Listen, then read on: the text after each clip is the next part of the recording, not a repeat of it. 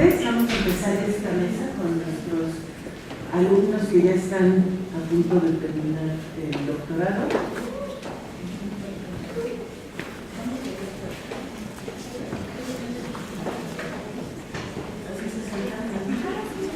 Entonces,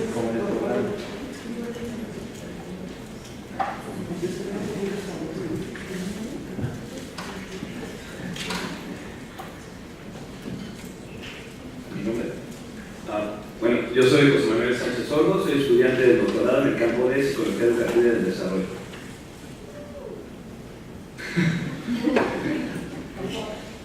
¿y vas a presentar? Y mi tema de tesis, bueno, el título de mi tesis se llama Redes y Cognición, abordando la mente extendida en ambientes digitales de aprendizaje. Muy bien, adelante. Ah, ya, ok.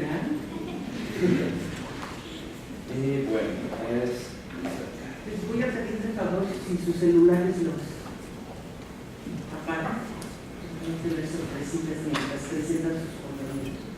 Gracias. Ok, bueno, buenos días a todos. Como lo comenté, mi nombre es José Manuel y el tema de mi tesis es el que pueden leer allí, que es Redes y Cognición en la Era Digital, abordando la mente extendida en entornos digitales de aprendizaje.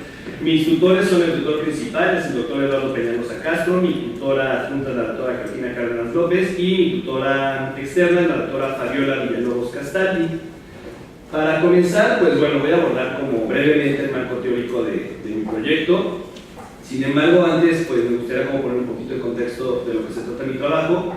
Pues este trabajo surge como una necesidad como para intentar abordar justamente los procesos de aprendizaje y particularmente lo relacionado con la cognición en la época actual. A lo que me refiero con la época actual, pues es justamente en sociedades como las nuestras, en las cuales pues cada día estamos más conectados a la tecnología, cada vez más utilizamos dispositivos tecnológicos para realizar la mayor parte de nuestras tareas cotidianas, y pues eso indudablemente de alguna manera ha modificado el cómo nos relacionamos con las máquinas, y por ende esa relación tan íntima que tenemos con las máquinas pues nos ha modificado como especies, tanto en lo individual como en lo colectivo. Entonces, pues a raíz de esos planteamientos, pues justamente me surge la pregunta de buscar un marco teórico o algunas aproximaciones conceptuales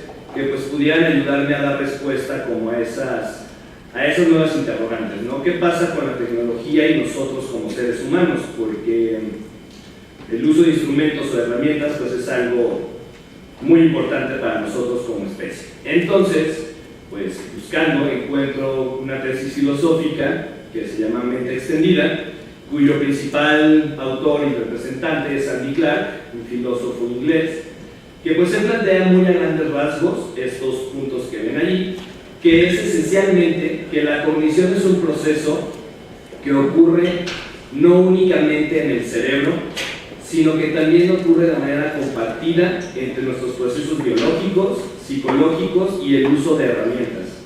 Es decir, que las herramientas, los instrumentos que nosotros utilizamos, desde los más rudimentarios hasta los más actuales o de punta, son parte del proceso cognitivo. Es decir, nosotros también realizamos las tareas cognitivas con las herramientas, no solo con el cerebro.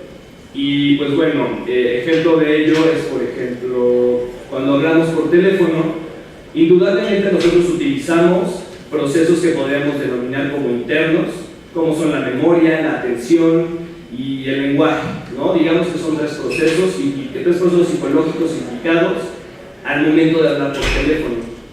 Hablar por teléfono es una tarea cognitiva, porque implica cognición y conducta. Indudablemente utilizamos esos tres procesos que ya mencioné, sin embargo también para hablar por teléfono forzosamente necesitamos de un teléfono, es decir, sin la herramienta la acción cognitiva no puede llevarse a cabo. Entonces, partiendo como de esos postulados, yo intento dar como, pues cubrir mi proyecto, dar un sustento teórico y pues justamente analizar cómo hoy en día los seres humanos interactuamos con redes informáticas para generar aprendizaje. Otra postura muy similar que también utilicé para dar fundamentación teórica en mi trabajo es la cognición distribuida de Hutchins, que es un antropólogo cognitivo, que pues él plantea muy a grandes rasgos lo mismo, que la cognición se distribuye entre las personas, las herramientas que están o que intervienen en un contexto particular para realizar una tarea o llevar una tarea a cabo, así como también los sistemas de representación simbólica. Sin embargo, a mí lo que me interesa es más el uso de herramientas. Y pues bueno, este esquemita es un esquema que realicé, que más o menos intenta como ilustrar pues este concepto de la mente extendida, en la cual el sistema cognitivo es todo el círculo grande, que involucra a dos subsistemas, que son lo que yo denomino como intrapsíquico, que es toda la parte neuronal y psicológica, podríamos decir, y la parte de la extensión, que serían todas las herramientas, todos los instrumentos, dispositivos, etcétera, que utilizamos para llevar a cabo tareas. Aquí lo importante es no verlo como algo separado, sino que ambos subsistemas juntos dan origen al proceso cognitivo. La cognición no ocurre en ambos, tanto ocurre en la extensión como ocurre a nivel interno. Por ende, la cognición es un proceso extendido desde este enfoque. Y pues bueno, otros teóricos que igual me sirven, o que me sirvieron, mejor dicho, para fundamentar esta postura, pues es McLuhan, considerado el padre de la comunicación instrumental. Él planteaba un concepto muy interesante, que es el de narcosis, en el cual decía que el sistema nervioso se adormece, se narcotiza, para dar cabida a la extensión, es decir, las herramientas, el uso de herramientas, planteaba McLuhan, adormecen al sistema nervioso para que la herramienta entonces haga la función que haría el propio cuerpo. Y pues bueno, de hecho estas ideas, yo en lo personal no encontré planteamientos desde la psicología que abordaran este tipo de temas, el uso de herramientas como parte del ser humano. Sin embargo, por allí Vygotsky, en el siglo pasado, pues él hablaba, por ejemplo, de las herramientas como órganos artificiales. Sin embargo, lo seguía planteando como algo ajeno al ser humano. Es algo que utilizamos, pero no parte de nosotros. Incluso Vygotsky hablaba del lenguaje como herramienta de pensamiento. Pero bueno, entonces un poco por ahí está en la psicología esta idea. Sin embargo, desde otras, no sé, digamos, profesiones o desde otros campos de conocimiento, pues sí pude encontrar más esta idea de las herramientas como parte o extensión de los seres humanos. Y también tenemos a Kay, que es un informático, que él plantea, basado en McLuhan y también en Jean Piaget, que cuando nosotros utilizamos una herramienta nos convertimos en ella.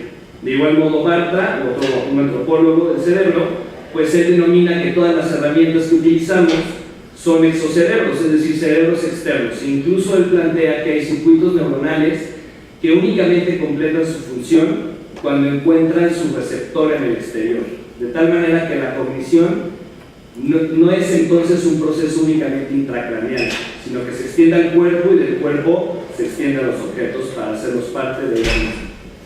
Y bueno, esto da como resultado entonces algo que Andy Clark, el de la tesis de la mente extendida, pues sintetiza su teoría diciendo: las herramientas somos nosotros. Algo también interesante es un filósofo, Daniel Dennett, pues él plantea que la superioridad humana depende o se centra en la capacidad que tenemos los seres humanos de descargar las tareas cognitivas en el ambiente. Entonces esos son como la primera parte de los postulados teóricos con los cuales fundamenté mi tesis de doctorado. Y pues bueno, ya como en una cuestión un poquito más concreta y menos conceptual, pues a mí me interesaba si las herramientas son parte de nosotros mismos y nuestra cognición se divide o se reparte entre lo biológico y lo tecnológico, entonces ¿cómo aprendemos los seres humanos utilizando herramientas digitales, es decir, en la era digital?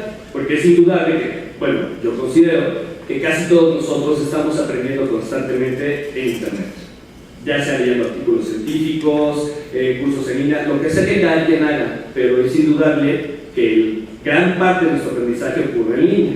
Entonces esa era mi pregunta: ¿cómo nos relacionamos con la máquina para aprender? Y entonces hay una teoría educativa, una teoría del aprendizaje que se llama conectivismo, que se plantea a sí misma como una teoría para el aprendizaje en la era digital. Muy a grandes bueno, el principal exponente es Stephen Downes y George Siemens, son dos.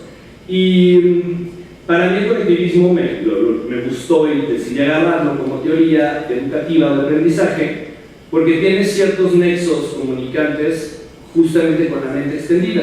porque el conectivismo plantea que el aprendizaje no ocurre solo en nuestras cabezas, sino que también se está almacenando en dispositivos externos a nosotros, como son bases de datos, servidores web alrededor del mundo, etc. Es decir, nuestro conocimiento ya no se está almacenando ni se está generando únicamente en nuestras cabezas. Y entonces ellos dan como tesis central del conectivismo lo siguiente. Ellos mencionan que el conectivismo, estamos en el 2011, que el conectivismo es la tesis de que el conocimiento está distribuido a través de una red de conexiones y por consiguiente el aprendizaje consiste en la habilidad que tenemos de construir y navegar esas redes, ¿no? Eso es como lo esencial, la generación y navegación de redes que uno mismo va construyendo para aprender. Y ese igual es un esquemita que intenta explicar como visualmente el conectivismo. Lo azul sería la gran red donde está todo el conocimiento, internet. Los puntos amarillos son los nodos que nosotros conectamos para generar esa red, y la línea amarilla que los une, pues nuestra propia red personal de aprendizaje. Y el proceso en medio, la flecha roja, sería justamente el aprendizaje, ¿no? Y bueno, entonces ya tenemos estas dos partes como teóricas, ¿no? Por un lado, las herramientas tecnológicas son parte de nuestra cognición. Hoy aprendemos generando redes informáticas, y entonces yo me preguntaba, ¿cómo generamos esas redes? Para ello, pues entonces tomé un poquito como el concepto de estrategia cognitiva y estrategias de aprendizaje para ver cómo aprendemos. Por ahí algunos autores mencionan que las principales estrategias de aprendizaje son, por ejemplo, búsqueda en Internet, son búsqueda de información, almacenamiento, recuperación, etc. Y Stephen Downes habla de que una habilidad o una estrategia importante es aprender a discriminar entre información válida y no válida en la red. Y entonces, mi apartado metodológico fue el siguiente.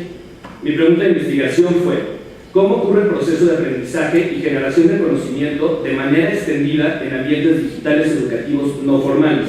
Con no formales me refiero a programas que no pertenecen a ningún sistema educativo de enseñanza formal, de una universidad, etc., sino lo que hacemos nosotros para aprender en línea, usar Google, etc., leer artículos.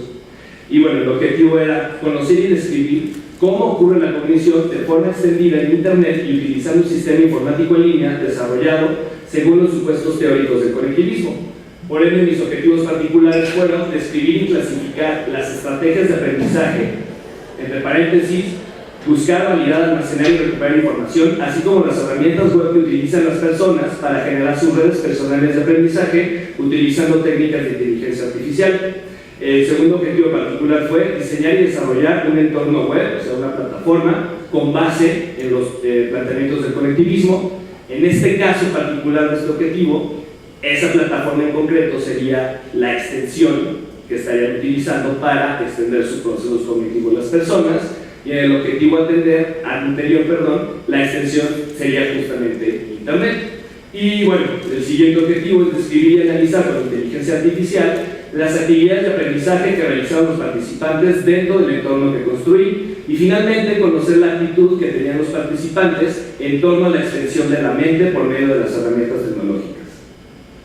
Mi muestra fueron 336 personas voluntarias que se encontraron, se distribuyeron a lo largo de todo el territorio nacional. Sin embargo, mi muestra principalmente se concentró en estos indicadores. El 71% fueron mujeres, de las cuales el 52.1% pertenecía a áreas biológicas y de la salud, y el 21.4% al área de humanidades, y la mayoría estaban entre la Ciudad de México y el Estado de México, es decir, como en las zonas urbanas o más urbanas, ¿no?, de nuestro país. Y bueno, el escenario, la plataforma que construí, la llamé Cognosciendo, y constó de dos fases, ¿no? La primera fue la construcción de la plataforma, y luego se recogieron los datos. Para recoger datos hice un cuestionario denominado Enseñanza y Aprendizaje. Hice un cuestionario. La plataforma constaba de 3 secciones, que eran estas de aquí. Estos son pantallazos de la plataforma, donde la gente... Yo hice una plataforma en la cual oferté un curso en línea como pretexto, por así decirlo, o escenario, para poder observar justamente la conducta de las personas al momento de aprender en Internet. El curso fue el pretexto. La plataforma fue el pretexto, pero al mismo tiempo me sirvió porque hice un diseño instruccional basado en conectivismo, algo que no se había hecho, o bueno, no de esta manera. Y bueno, entonces este es el esquema de mi mi trabajo. Primero construí el sistema, después hice 2 cuestionarios para recabar información tanto sobre qué hace la gente en Internet y sobre cómo usaron mi sistema en particular, y después recogí los datos. Ahora, ¿cómo analicé los datos? Pues bueno, la primera fase de análisis de datos correspondió al análisis de los datos de las 336 personas sobre cómo usan Internet en general con fines educativos, es decir, cuáles son las estrategias que ellos utilizan para aprender en línea, entre paréntesis, para extender sus procesos cognitivos con Internet. Para ello utilicé un modelo de inteligencia artificial que se llama KDD, que se compone de las siguientes fases, que es seleccionar los datos, preprocesarlos, transformarlos, minarlos e interpretarlos. Vale aquí la pena mencionar que lo que utilicé fue tanto aprendizaje de máquina supervisado y no supervisado. Esto quiere decir que el aprendizaje supervisado de máquinas, yo, ser humano, supervisé el proceso de aprendizaje de la máquina. Yo le decía qué aprender. Y en el no supervisado, la máquina solita aprendió reglas a partir de los datos que yo le di. Y pues bueno, en el primer análisis de datos utilicé un algoritmo llamado J48. Ese algoritmo de inteligencia artificial lo que nos permite es disminuir la entropía en los datos. Es decir, encuentra el dato que mejor acomoda a todos los demás datos para entonces encontrar patrones ocultos en los datos, que eso era lo que me interesaba, encontrar patrones de qué hace la gente para aprender y cómo lo hace por medio de inteligencia artificial. Y pues bueno, el otro algoritmo que utilicé fue uno llamado K-means, que lo que hace es que el algoritmo solito aprende y agrupa a las personas por similitud, o a los datos por similitud. Estos son los resultados. Bueno, de los 60 reactivos que tenía el cuestionario me quedé con 28 por correlaciones de Pearson, y este es el modelo que encontré en inteligencia artificial. Aquí lo importante cuando hacemos inteligencia artificial es el área ROC, el área bajo la curva. Va de 0 a 1. En este caso yo tuve niveles de 0.96 para arriba, lo cual significa que mi modelo de inteligencia artificial lo hace muy bien, clasifica muy bien a las personas a partir de las estrategias de uso. Este es el modelo. Todos los rectángulos de colores que ustedes ven son las salidas, es decir, los patrones. Encontré 35 patrones de uso diferentes por las personas. Los rojos son los que lo usan mal, los amarillos son los que usan Internet para aprender regular, y los verdes son los que utilizan Internet de manera óptima para aprender en línea. Y pues bueno, este es el patrón número 1 de estrategias buenas, es decir, lo que la gente que mejor hace Internet, pero que mejor utiliza Internet para aprender hace. Lo voy a leer muy rápido. Patrón 1. Son personas que casi siempre toman en cuenta la ortografía y redacción de los recursos que consultan en Internet para considerarlos como válidos. En ocasiones realizan resúmenes o notas de la información que consideran relevante. Consultan bastantes páginas web especializadas y casi siempre revisan las referencias bibliográficas que vienen citadas dentro de las fuentes en línea que consultan. De igual modo, revisan bastantes de 4 a 5 libros o capítulos de libros en formato electrónico, PDF, y utilizan varias de las opciones de búsqueda especializada de Google y toman en cuenta casi siempre la cantidad de las imágenes y gráficas que se incluyen en los documentos online que revisan. Este es el patrón de regular, ya no lo voy a poner leer por tiempo, este de acá. Y este es el patrón de malas estrategias. Una gráfica que me interesa mostrarles es esto de acá, es un clúster que tiene que ver con la noción de extensión de la cognición por medio de las herramientas. Encontré 3 grupos con el algoritmo de inteligencia artificial K-means y son estos 3 grupos. El primero son las personas más jóvenes, llevan más años utilizando Internet, están de acuerdo con que las redes son extensiones de su cognición, porque las redes son extensiones de su cognición, así como que ciertos procesos cognitivos como la atención y la memoria se han modificado con el uso de tecnologías. El clúster 1, el verde, son los de mayor edad, llevan más tiempo usando Internet, están totalmente de acuerdo con la modificación de algunos de sus procesos cognitivos por medio de la tecnología, mas no están de acuerdo con que las redes son extensiones de su cognición. Y por último, los de 28 a 32, tal vez muchos de aquí estemos allí, son los que llevamos más tiempo en Internet que los del clúster 1, pero menos que los del clúster 0, están de acuerdo con que sus procesos cognitivos como memoria y atención se han modificado y están totalmente de acuerdo con que las tecnologías son parte de su cognición o extensiones. Y esta última gráfica, por ejemplo, me parece interesante porque igual hace con el algoritmo de inteligencia artificial, y lo que significa es que las personas, mientras más utilizas, por ejemplo, fotografías para acordarte de cosas, no sé si lo han hecho, como, ay, me voy a acordar de esto y le tomo una foto. Mientras más haces eso, más consideras a los dispositivos como parte de tu cognición, como extensiones de tu mente. También algo interesante es que la gente, independientemente del grado de acuerdo que tengan con que las herramientas son una extensiones de su mente, cada vez más recuerdan o almacenan sus recuerdos, mejor dicho, en dispositivos electrónicos que en su cabeza. Así es como lo reportan. Y bueno, esto ya no lo voy a exponer, la parte del colectivismo, de lo que encontré, pero muy sencillo es, Facebook no es relevante para el aprendizaje.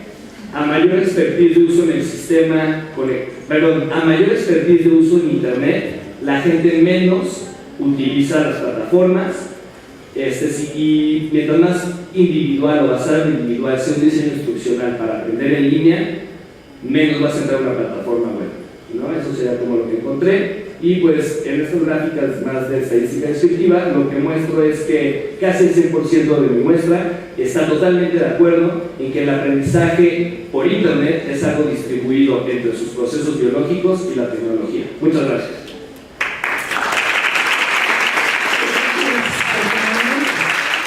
Les voy a pedir que guarden en mente o en un papelito las preguntas que quieran hacerle a los ponentes, porque vamos a tener más o menos 20 minutos al final. A continuación, Nube Estrada Cepeda nos va a hacer favor de presentar su trabajo.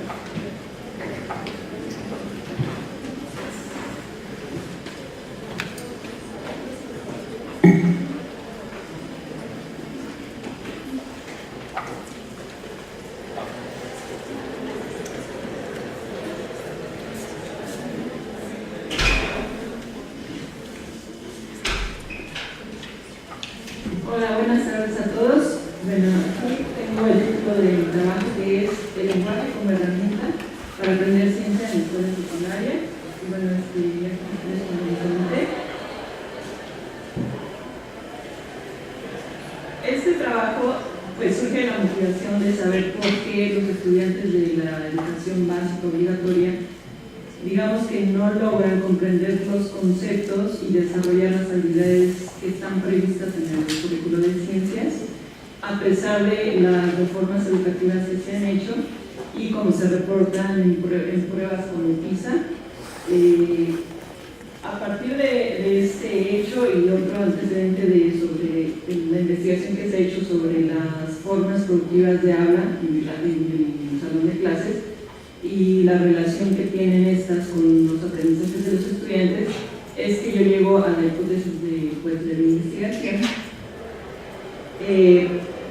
Y bueno, entonces llego a la idea de que en realidad digamos, estas dificultades, el lugar donde tiene que investigarse es en las formas como los profesores enseñan ciencia y particularmente en el discurso en el aula, un poco también basada sobre la investigación que antecede, sobre que han encontrado, digamos, unas asociaciones positivas, ¿no?, entre formas productivas de habla que le llaman, y bueno, el desempeño de los estudiantes en actividades en el salón de clase.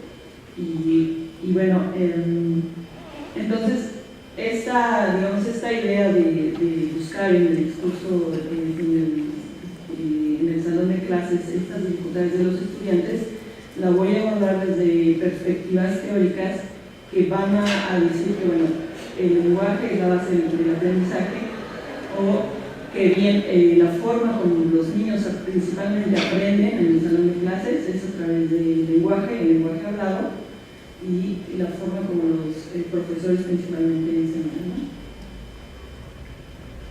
Y bueno, aquí les presento la hipótesis del trabajo. El origen de las dificultades de los estudiantes para comprender los temas y desarrollar las habilidades previstas en el currículo de ciencias está en el uso del lenguaje para enseñar y aprender ciencia en el aula. Y bueno, el objetivo es comprender cómo se utiliza el lenguaje como una herramienta para enseñar y aprender ciencia en el salón de clases en la escuela secundaria, ¿no? Principalmente yo me voy a centrar en primero de secundaria. Y bueno, aquí les presento el método, es un estudio instrumental de casos. Los participantes son 2 maestras de una escuela secundaria técnica al sur de la Ciudad de México y los grupos que fueron asignados por la dirección de la escuela. El análisis de los datos, digamos, aquí les presento cómo voy a analizar. Voy a hacer transcripciones sobre las clases que las 2 maestras dediquen al tema de evolución. Y bueno, estas transcripciones las voy a analizar a partir de estos 2 marcos que son, primero, un esquema de análisis del diálogo educativo, SEDA por sus siglas en inglés. Voy a utilizar la versión, digamos, condensada de 2017, y también voy a usar la gramática funcional de Max Halliday y colaboradores.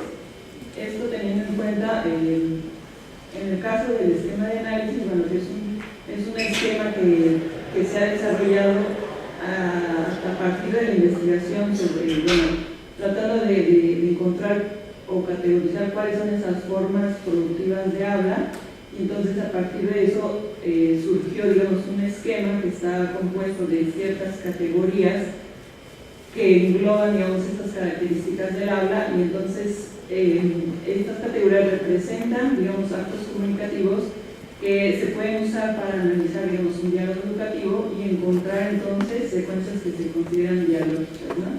Estas secuencias principalmente apuntarían, por ejemplo, a un sostenimiento del diálogo, o un diálogo en el que los participantes, tanto el profesor como los estudiantes, pues, digamos, manifiestan sus puntos de vista de manera sostenida, contrastan sus opiniones y pueden lograr, digamos, resolver algún problema o llegar a nuevas comprensiones.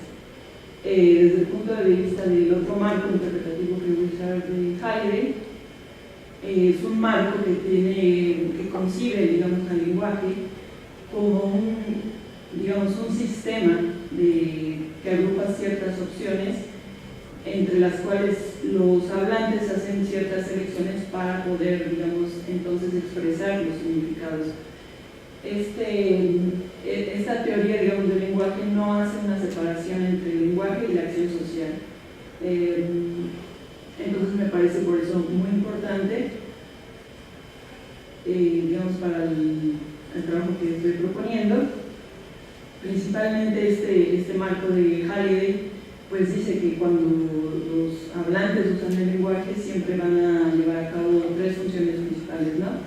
Primero es representar la realidad externa, ¿no? Está afuera de nosotros, y la realidad interna o de la conciencia. En segundo lugar, permite el lenguaje la interacción, ¿no?, entre los hablantes, y en tercer lugar es crear textos, ¿no?, y no secuencias, digamos, verbales inconexas. Entonces, digamos que la forma que yo voy a usar este marco es hacer como un análisis de lo que está sucediendo en las cláusulas, sobre todo en estas transcripciones, y ver qué elecciones se están haciendo en estos sistemas, y, digamos, contrastarlo con aquello que se pudo haber dicho, que también está en el sistema de manera virtual. Y entonces, en este contraste es que yo voy a encontrar cómo se está usando el lenguaje como una herramienta, ¿no?, digamos, para poder, digamos, transmitir estos conocimientos científicos, o bien puede darse el caso, como lo veremos más adelante, si el lenguaje, entonces, en todo caso, está siendo como un obstáculo para que los estudiantes puedan, digamos, tener acceso o puedan comprender conceptos, ¿no?, científicos. Entonces, bueno, aquí les presento algunos resultados de algunas, la primera sistematización que he hecho de las transcripciones de las dos maestras. Cabe mencionar que, bueno,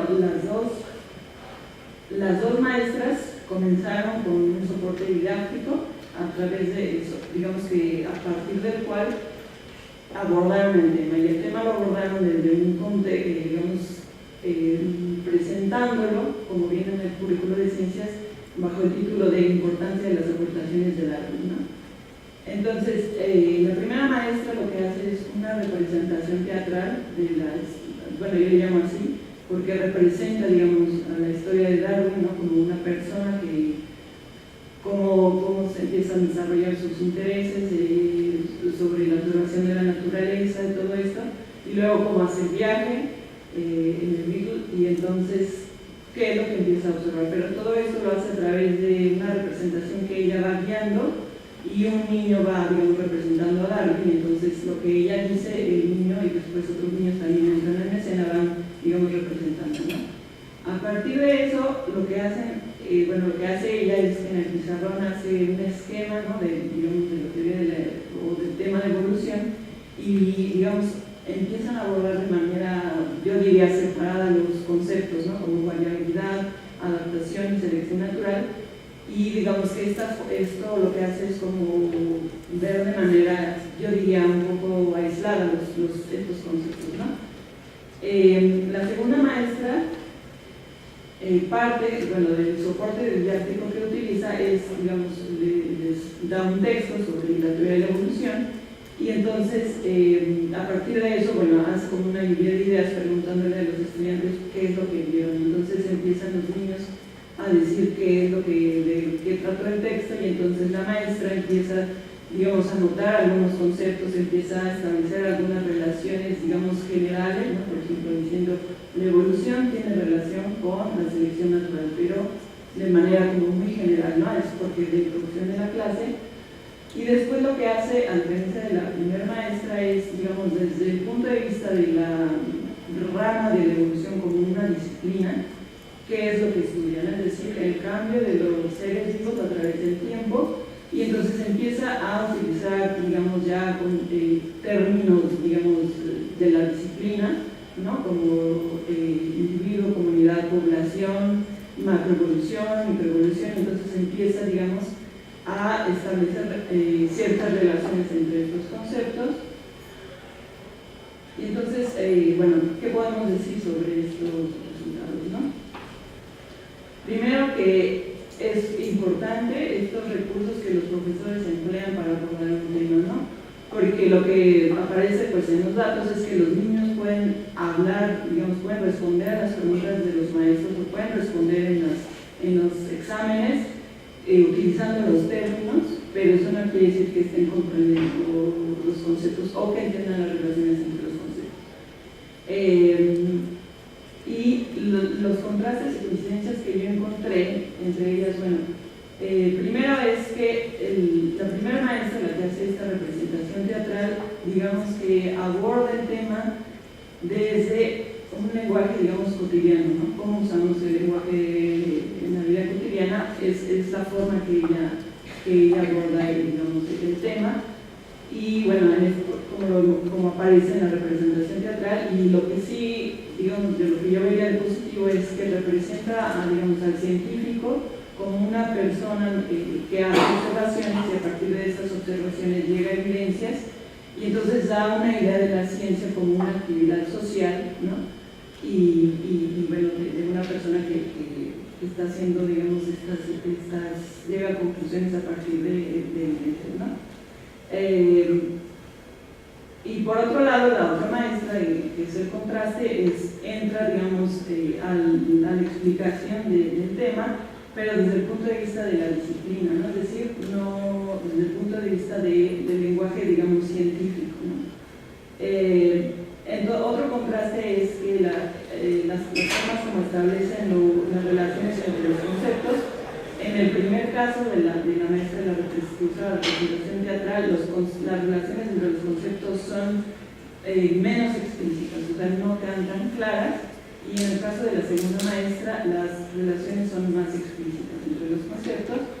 Y bueno, una coincidencia que me parece importante entre estas profesoras es que hacen como un contraste entre lo que es, digamos, lo que es un concepto de lo que no es decir, cuáles son las ideas previas frente a cuáles son las ideas científicas, qué es lo que es frente a aquello que no es, ¿no?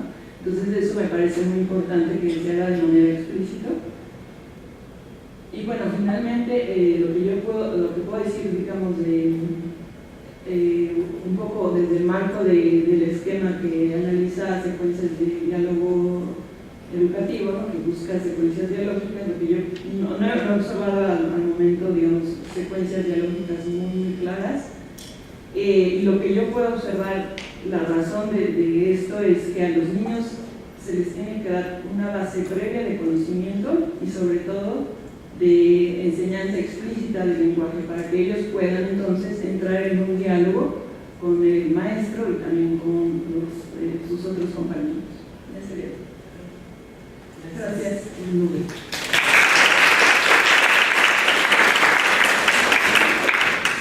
Bueno, pues a continuación, María Kenia Porras Oropesa nos va a presentar su trabajo.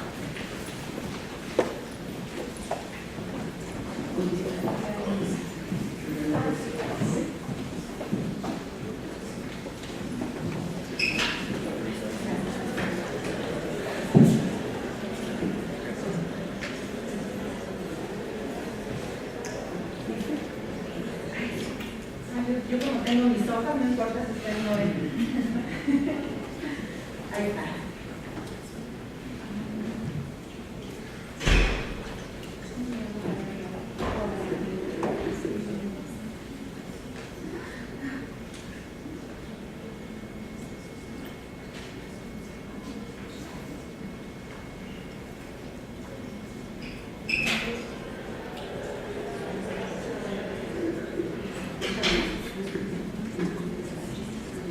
Bien, pues voy a platicarles un poco de este trabajo que está bastante avanzado. La idea es terminarlo lo más pronto posible.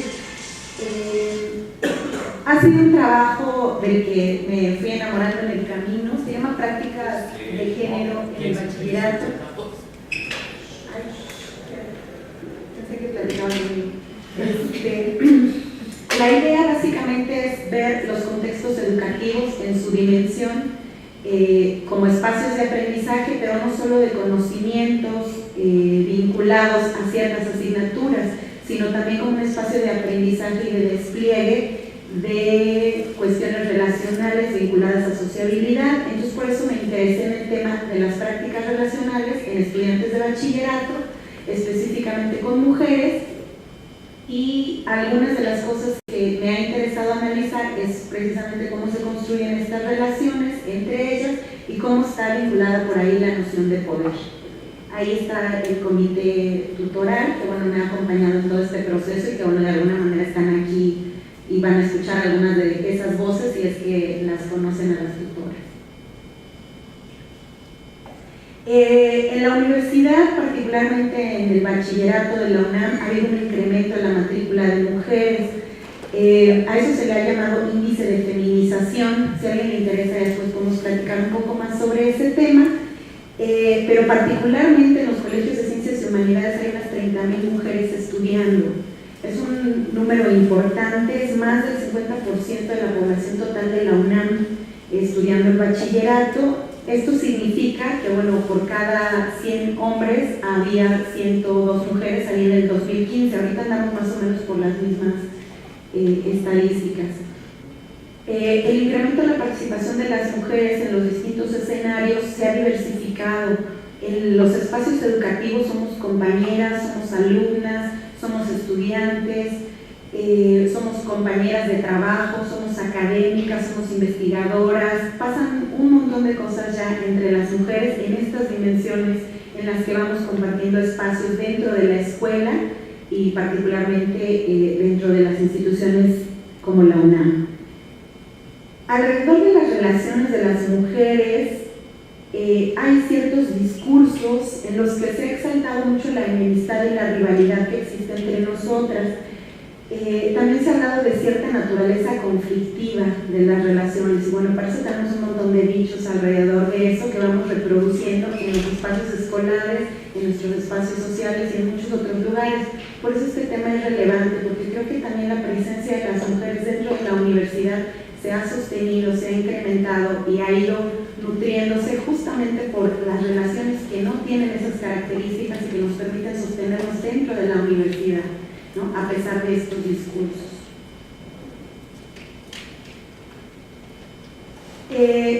Para hacer esta investigación Básicamente parto de la psicología sociocultural y de la perspectiva de género feminista. Mi idea es poder integrar algunas nociones de estas perspectivas para poder comprender qué es lo que está sucediendo entre las mujeres, particularmente entre las mujeres jóvenes en el CCH Oriente. Yo empecé a hacer trabajo de intervención ahí, soy profesora en la tesis Tacala y participo en un programa de atención a desarrollo personal del estudiantado. De ahí surgió esta motivación en términos de lo personal de profundizar en esta temática, porque muchas de las razones por las que las estudiantes llegaban a solicitar acompañamiento psicológico tenían que ver con relaciones con otras estudiantes que podían ellas considerar como conflictivas y que no les estaban permitiendo tener un desarrollo dentro del aula más fluido. Para ello me apoyo en la noción de contextos situados de práctica de Dreyer, pensando a la escuela como un contexto en el que las estudiantes participan en ciertas prácticas en las que ellas pueden construirse y construir significados alrededor de ser mujeres. A esto yo lo denominé prácticas de género.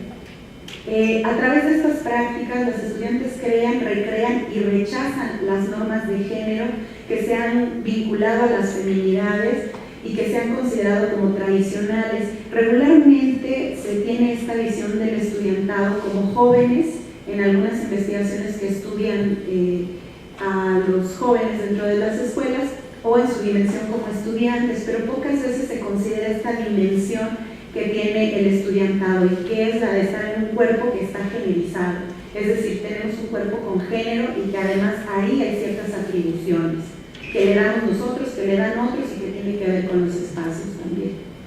Por eso es importante esta noción de contexto situado de práctica. La investigación, como una investigación cualitativa, fue tomando diferentes caminos a lo largo del proceso. Al final, el análisis lo concreté con respecto a estas tres ideas. Una, mostrar la profundidad y complejidad de la estructura escolar. Esto que les decía, la escuela no es un espacio inocente, entre comillas, con respecto a las cuestiones de género. Tenemos que pensar que los encuentros que posibilita la escuela son muy particulares a diferencia de otros espacios sociales. Vamos a ver más adelante en los resultados, igual les los adelanto aquí, que se dé cierto debate escolar dentro de la clase entre dos estudiantes mujeres tiene ciertas características que son distintas a las que se producen entre dos estudiantes hombres.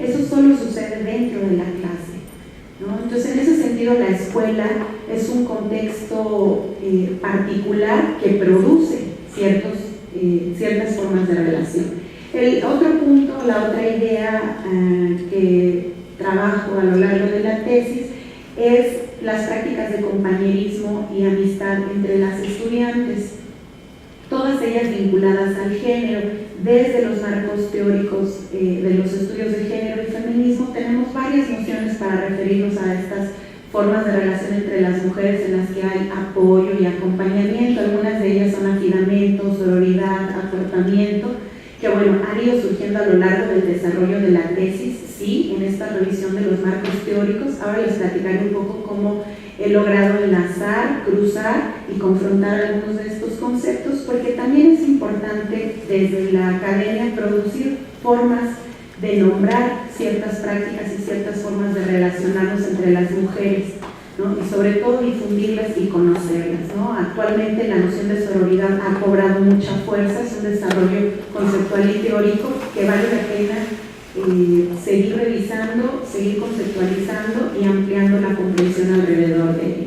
Y bueno, finalmente otra idea a la que gira este trabajo es el ejercicio de poder en las prácticas relacionales entre las mujeres, que están vinculadas, sí, a la violencia física, a la violencia verbal y a las características de resolución que hay cuando se presentan estas situaciones de conflicto entre las estudiantes. También hay varios sesgos androcéntricos y sexistas cuando se investigan las relaciones entre las mujeres, porque lo que se dice es que hay una masculinización de las mujeres, como si algunas formas de violencia fueran propias y exclusivas o naturales de los hombres, y entonces no hay una manera de nombrar como estas formas de vinculación que tengan estas características y que sean producidas por mujeres. Entonces se nos anexa ahí a la masculinización de ciertas prácticas.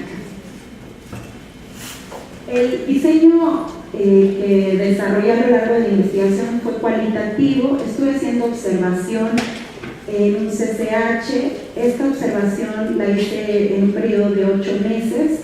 Yo estuve viendo 3 grupos de los que yo formaba parte desde que iniciaba la clase de psicología hasta que terminaba, porque bueno, ahí me hicieron el espacio para la observación. Fueron 3 grupos distintos. Tomaba yo la clase de psicología con el estudiantado. A partir de ahí elaboré un diario de campo. Al terminar cada observación se hacía una extensión y revisión de ese diario de campo para poder hacer análisis. Lo que analicé ahí con respecto al aula como un contexto situado de práctica fueron las rutinas, actividades recurrentes, las historias que se compartían, los eventos significativos y algunos sentidos construidos. También casi para terminar la observación participante, que era lo que me interesaba hacer para ver sus dinámicas y sus rutinas, fue empezar a ver cómo se estaban relacionando dentro del aula y a partir de ahí profundizar a través de entrevistas. La idea original era hacer entrevistas grupales, sin embargo hubo algunas estudiantes que dijeron que preferían tener una entrevista individual. Entonces de esa manera, bueno, se hicieron 10 entrevistas individuales y bueno, ya las restantes fueron entrevistas grupales, fueron 5 de esas. También ahí hubo ejes de indagación que fueron definidos a partir de los referentes teóricos y conceptuales. Esos fueron 6 ejes. Ahorita les voy a platicar brevemente solamente los resultados, es como un coqueteo por si a alguien le interesa el tema y después quisieran profundizar. Lo que yo encontré básicamente es que hay demandas de participación explícitas, claras, concretas dentro del aula que tienen que ver con ser mujer dentro de ese espacio, fuera de él y en algunos contextos interrelacionados. ¿Qué significa eso? Hay ciertos espacios donde las estudiantes extienden estas prácticas relacionales, como las visitas escolares, por ejemplo. Otro contexto interrelacionado que encontré también fueron las fiestas. Hay muchas cosas que se mueven alrededor de las relaciones entre ellas que cobran cierta forma, por ejemplo en el debate escolar, y que tienen una historia de otros contextos interrelacionados a la escuela. La escuela no es solo la escuela, vamos a ver que ellas transitan entre diferentes contextos y van construyendo esta forma de ser y de hacerse mujeres dentro del contexto escolar. Entonces, bueno, ahí ya hay un análisis muy concreto sobre los tipos de espacios que ocupan. Ahí usé la noción de geografía vital para poder definir al aula como un espacio con ciertas características, que es una geografía particular. Entonces les digo, ya platicaremos después si a alguien le interesa un poco más sobre eso, pero sí entendida con ciertas características esta geografía. Tiene sus artefactos, su estructura simbólica, tiene sus propias formas de relación dentro de la aula, fuera de ella, ¿no? Desde si son nombradas entre ellas como compañeras o no, y bueno, fuera de ella también. Particularmente en la segunda idea que les quiero compartir de manera muy general, es que en las prácticas de compañerismo y amistad hay un reconocimiento constante de la autoridad femenina. Puede ser de profesoras, puede ser de alumnas entre ellas o entre compañeras también. No necesitan ser amigas para reconocer que hay una autoridad femenina. ¿Esto qué significa? Que hay alguien que sabe más que ellas en alguna cosa, que puede ser de la vida escolar o de la vida personal, desde apoyarse en una cosa de matemáticas hasta decir cómo me hago la rayita del delineador, ¿no? Entonces, esto ha sido considerado por algunas autoras como el afidamento, y que les digo, puede suceder tanto entre compañeras como amigas. Específicamente lo que tiene que ver con las relaciones de amistad, se despliegan prácticas de acuerpamiento. ¿Eso qué significa? Las estudiantes tienen un cuerpo, ¿no?, que tiene ciertos usos pero que particularmente entre las amigas existe esta posibilidad de acompañarse, apoyarse y defenderse entre ellas cuando están en el contexto escolar o contextos interrelacionados que implican para ellas amenaza, peligro, y están vinculadas a contexto escolar. Esto es algo muy interesante. Les digo, con frecuencia estamos enfocadas en que solo no nos llevamos bien y punto, pero no, hay un montón de prácticas. Bueno, ahora sabemos lo que sucedió en CCH Oriente, ¿no?, que es justamente donde se llevó a cabo esta investigación, y las estudiantes se viven en constante riesgo, sí. Se apoyan, se acompañan ante el acoso de los profesores, van y se plantan tres, ¿no?, y dicen, no te dejamos sola, ¿no?, te acompañamos, porque el profe la requiere en el aula y le dice, tienes que estar ahí tú solita, ¿no? Y ella dice, no nos vamos a ir, venimos con nuestra amiga, ¿no? Entonces es bien interesante cómo se van dando este tipo de prácticas que están vinculadas a su condición como mujeres dentro de la escuela. Este es igual unos coqueteos de conclusiones, ya para terminar. Las estudiantes participan en prácticas emergentes, vamos a llamarlas así, dentro del bachillerato, donde combinan demandas de participación escolares, afectivas, de sociabilidad y de género, sí, ¿no? Les digo, ya en los resultados está muy desarrollado cuáles son estas prácticas, porque están ubicadas dentro del aula, fuera del aula y en otros contextos interrelacionados, ¿no? Entonces hice una identificación de esas prácticas por tipo de contexto, y son muy particulares dependiendo del contexto. Lo que sí destaca es la integración de las demandas en formas de participación concretas. Gracias. Ahí voy. Las estudiantes hacen género, sí, al crear las rivalidades de sus relaciones de amistad y compañerismo con otras mujeres a lo largo de los semestres. Vamos a ver que en este condicionamiento de la escuela como un contexto situado de práctica, la misma escuela les dice con quién sí pueden hacer amigas y con quién no, porque cada 2 semestres las cambian de grupo, ¿no? Entonces tienen que usar ciertas estrategias para conservar las amistades de atrás, integrarlas con las nuevas y acompañarlas con las del cierre, porque cada 2 semestres van cambiando de grupo y no coinciden a veces con las mismas amigas. Entonces, en ese sentido, la escuela articula de alguna manera estas formas de relación que se vuelven complejas y que a veces estos conflictos que se van dando para sostener las amistades se van viendo o dejando ver conforme se avanza en los semestres, y que muchas veces están vinculadas con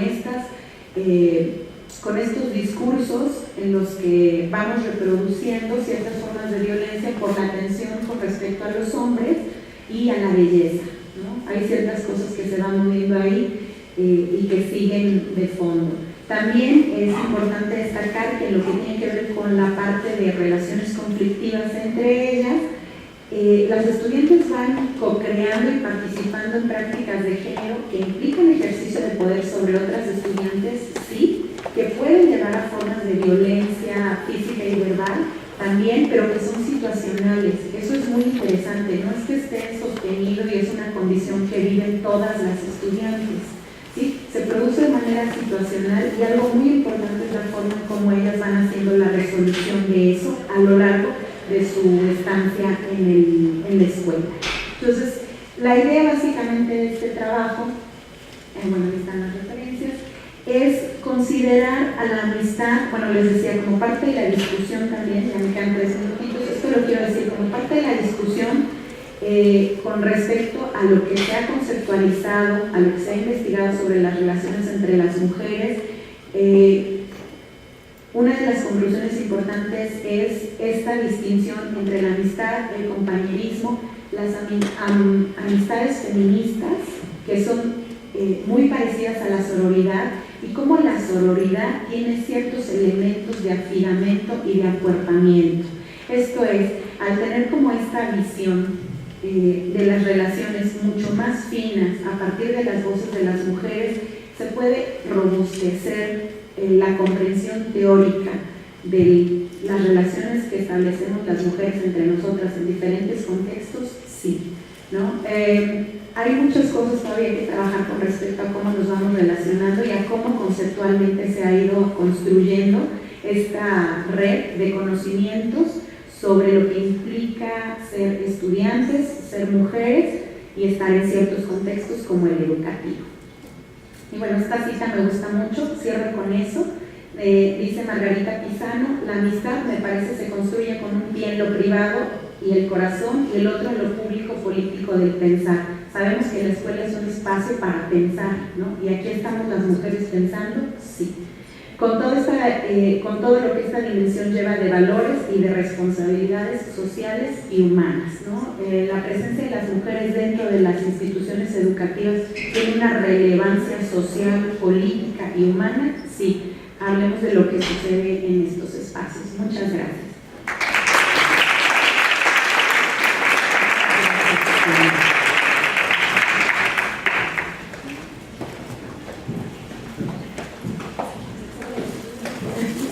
Bueno, a continuación, Fanny Lucero González Carmona nos presentará su trabajo.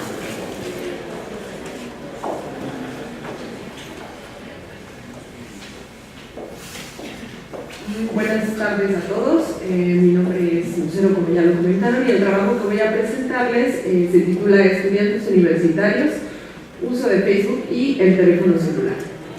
El comité tutoral está integrado por la doctora Claudia Saucedo Ramos, la doctora Hortensia Hickman y la doctora Frida Díaz Barriga. Quiero presentar primeramente algunos de los antecedentes de este trabajo. Tenemos conocimiento claro de que Facebook y el teléfono celular pues son herramientas que todos los universitarios emplean día a día en su vida cotidiana y de manera muy constante.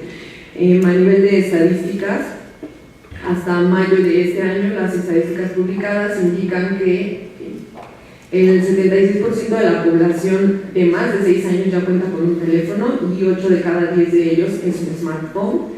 Lo mismo ocurre con los usuarios de Internet, ¿no? Más de 80 millones de usuarios de Internet de nuestro país, los cuales pasan el 90% de su tiempo utilizando redes sociales. Y bueno, los principales usuarios de este tipo de herramientas suelen ser la población de universitarios, de jóvenes de entre 18 y 35 años, pero casi todos ellos con niveles educativos de licenciatura en curso terminados.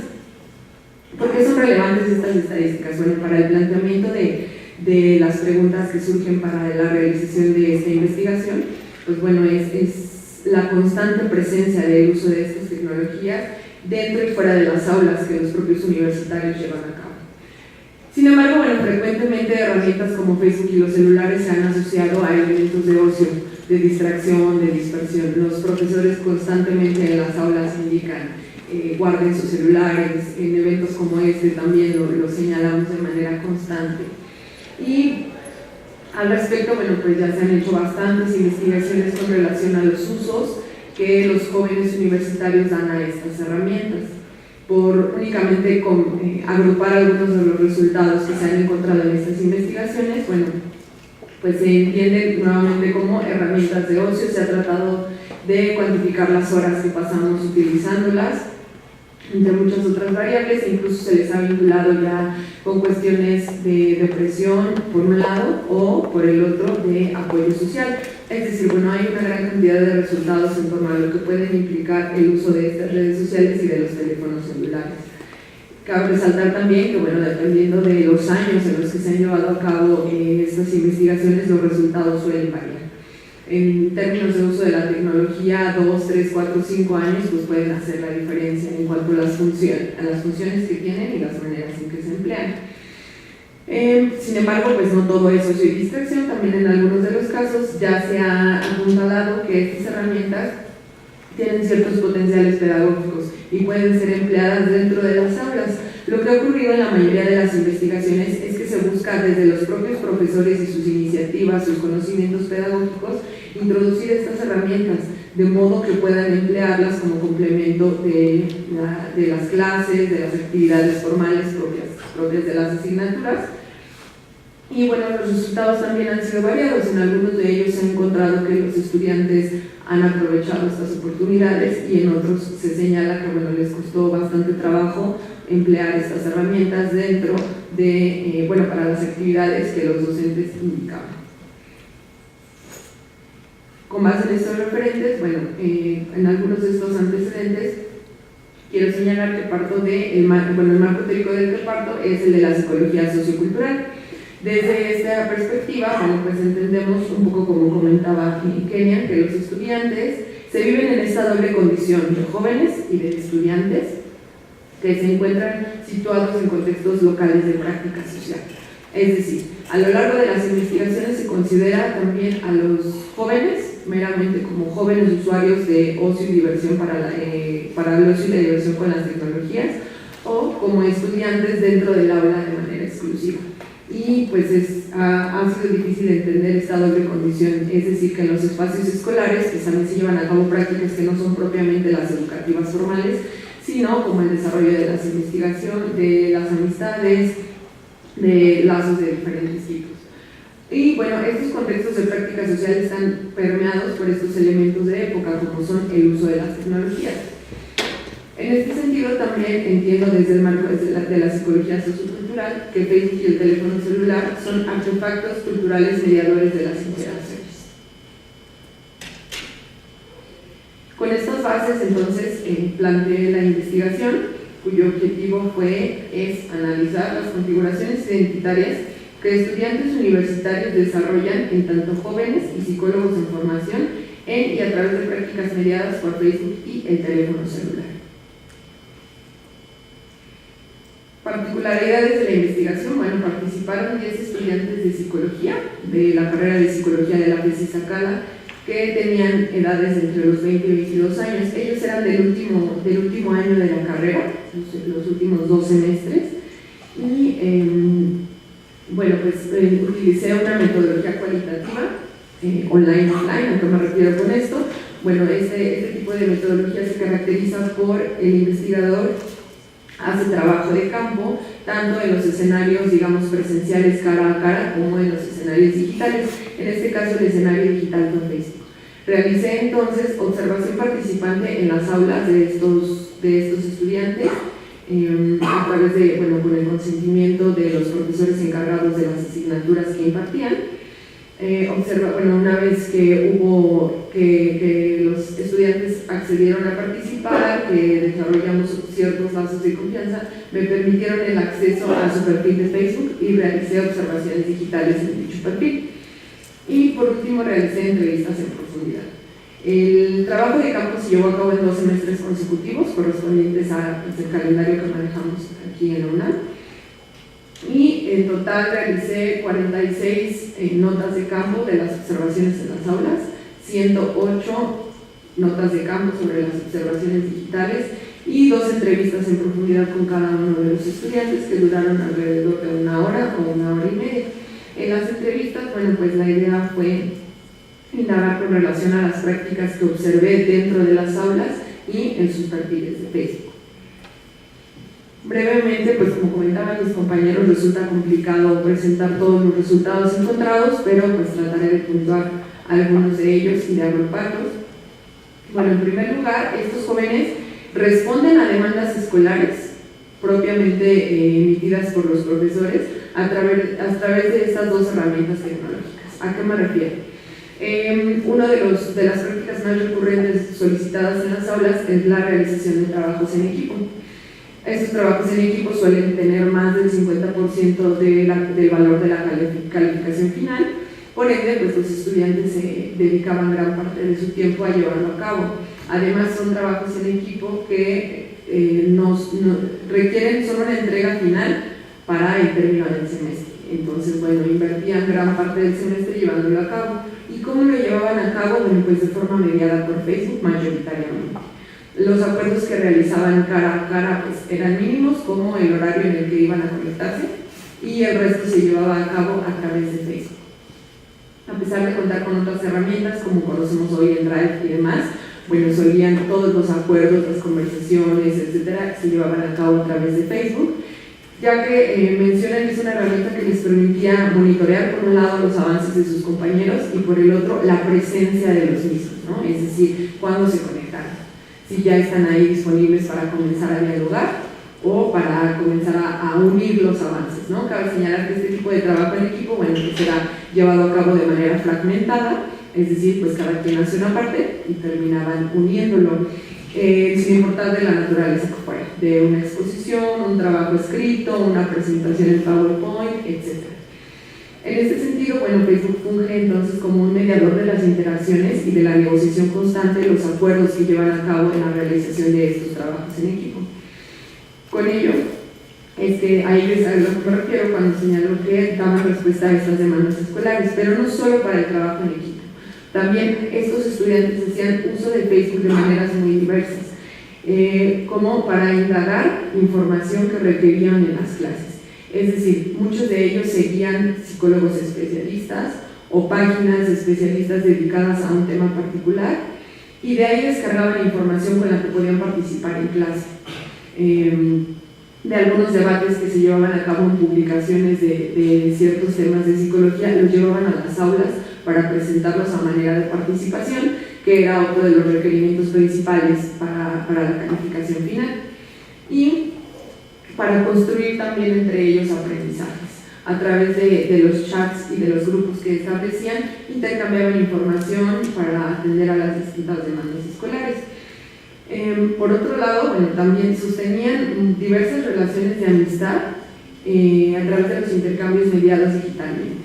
Había todo un código implícito sobre cómo participar e interactuar en Facebook, ¿no? Si eran muy amigos, pues entonces te puedo compartir, etiquetar y manipular de distintas maneras tu perfil y el mío. Si no lo somos tanto, bueno, pues a lo mejor me limito de ciertas maneras de participar a través de estos contextos digitales, pero era fundamental para mantener las relaciones de amistad, sobre todo, por ejemplo, durante los periodos de vacaciones o con amigos de otros niveles escolares, como el bachillerato. Cabe señalar que, bueno, estos dos tipos de participación, tanto las escolares como las de amistad, pues se llevaban a cabo de manera entredirigida. También dentro de las aulas no solamente indagaban para participar, sino, bueno, pues acudían de momentos a páginas en Facebook, a memes, a imágenes y demás para evitar el aburrimiento y mantenerse pues despiertos durante algunas de sus clases. Y también en casa no solamente era todo diversión, sino, como ya comentaba, bueno, pues realizar los trabajos en equipo mediados por esta plataforma. Configuraban también y desplegaban elementos identitarios al participar en estas prácticas. Lev y Wenger nos indican que al ir participando en los distintos contextos y dominar algunas de las herramientas que en ellos se emplean, también configuramos elementos identitarios. Por otro lado, también empleaban estas redes sociales pues para mostrar y desplegar aquellos elementos de sus identidades, es decir, bueno, pues hacían un uso bastante asiduo de cuestiones relacionadas a la psicología. En este último semestre los estudiantes se encontraban dando su servicio social en una escuela secundaria en la que daban sesiones de intervención uno a uno de manera terapéutica con los adolescentes. Entonces, bueno, muchas de las cosas que compartían eran estrategias de intervención con los adolescentes, algunos artículos, investigaciones, videos relacionados y, por otro lado, bueno, pues también imágenes un poco en el sentido humorístico sobre las maneras en las que estaban participando y las dificultades que estaban teniendo pues al comenzar a dar terapia a estos adolescentes. Situación similar ocurre con el uso del teléfono celular. Bueno, de manera vinculada ampliamente, la mayoría de ellos accedían a Facebook a través de sus teléfonos celulares, por un lado para estar en las aulas y en otros espacios, y por el otro, bueno, también a través del uso de algunas aplicaciones como WhatsApp, era que mantenían y sostenían estos intercambios para sostener sus relaciones de amistad y también sus relaciones académicas. Brevemente, bueno, pues es importante señalar que existe un alto grado de apropiación de estas tecnologías en la vida cotidiana de los universitarios y también dentro de los contextos escolares formales.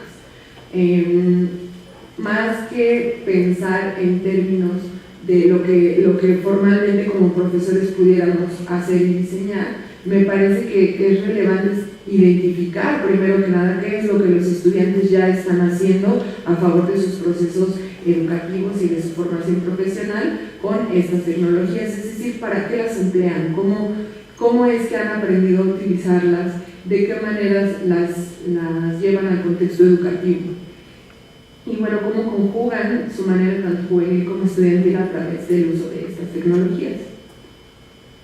Finalmente, pues es relevante potencializar el uso pedagógico que pueden tener estas herramientas, sin dejar de pensar nuevamente, insisto, en términos de lo que ya los universitarios las emplean, las maneras en que ya las usan, y bueno, que esto nos permita impactar en los procesos de enseñanza-aprendizaje, atendiendo siempre a sus intereses y preocupaciones particulares, a las habilidades con las que ya cuentan del uso y dominio de las tecnologías digitales. Y pues por mi parte sería todo. Muchas gracias.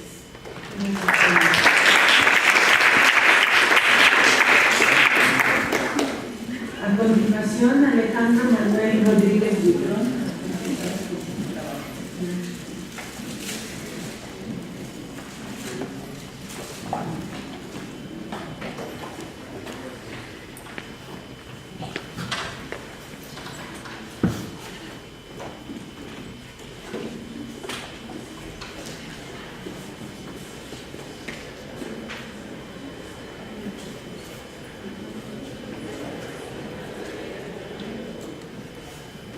Hola, ¿qué tal? Buenos días, tardes.